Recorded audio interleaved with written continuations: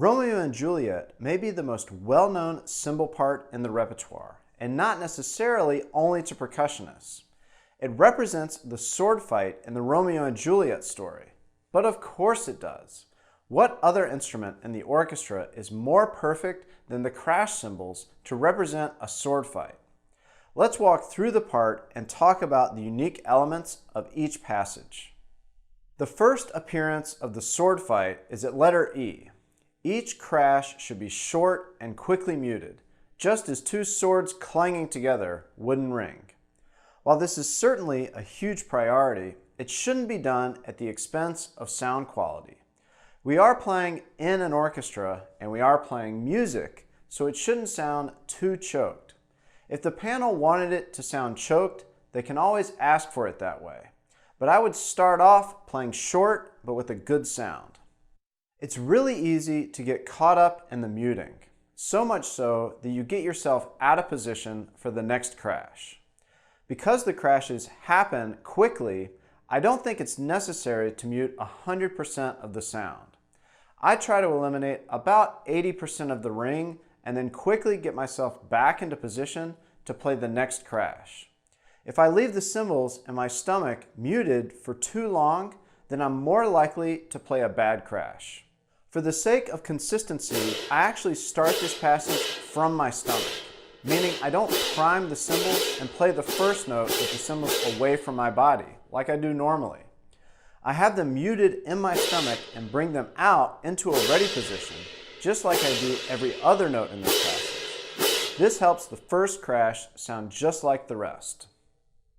The biggest mistake I hear a lot of players make with this opening is that they ignore the dynamics. It's only mezzo forte at the opening and not forte or fortissimo. It doesn't have to be that loud. You also have to establish the mezzo forte dynamic so that the forte that appears later and the fortissimo have a distinct tier to each of them. If you start this passage too loud, then you leave yourself nowhere to go later on. When you get to the fortissimo crashes later on, you should change your crash entirely. Articulation changes are tough on cymbals, but this is a spot where we need to make as big of a difference as possible. The opening has short, crisp, harsh attacks, and these should have warm legato attacks. I see these articulation differences happening with how the cymbals come together and apart. With crisp articulation, you want the cymbals to come together quick and apart quick. With warmer legato articulation, you can let them fall together a little more and more gradually bring them apart. This is typically the case with loud single note crashes, when you can afford to let them fall into each other. The bigger the difference you can make, the more points you will score with the committee.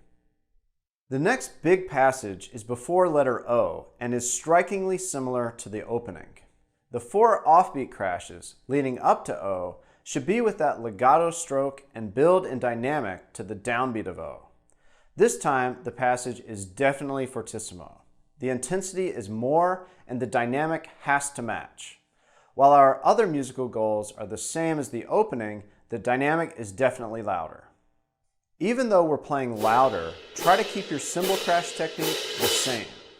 When we're asked to play loud, sometimes the cymbals come too far apart, which causes bad crashes and inconsistencies in how they come together.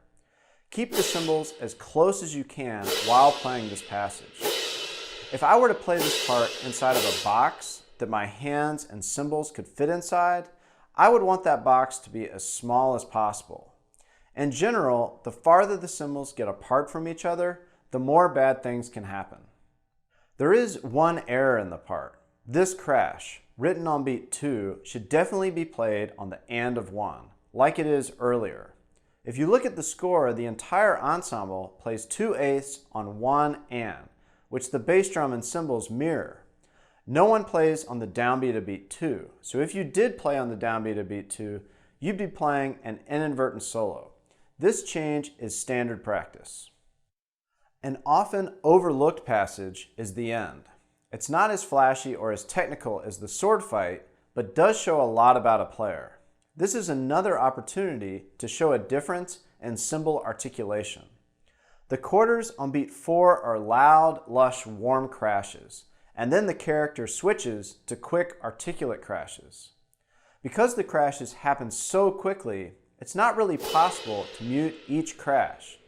Even if you could, it would probably affect the time and the sound quality to the degree that the risk would not be worth it. This makes playing a quick, articulate crash even more important because you can't use a mute to show it. Even though the dynamic is fortissimo, I drop down pretty substantially here to give myself room to grow.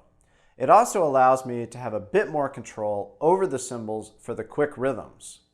This entire passage should grow and grow until this penultimate note.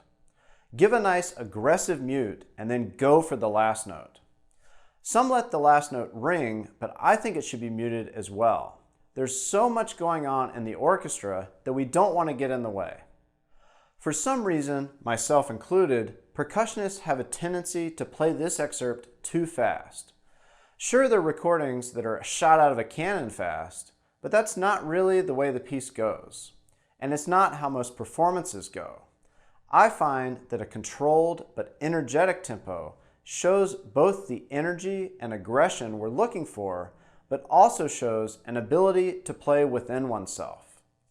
Having a great sound, great consistent crashes, and mutes in a controlled tempo will help you stand out in a crowd.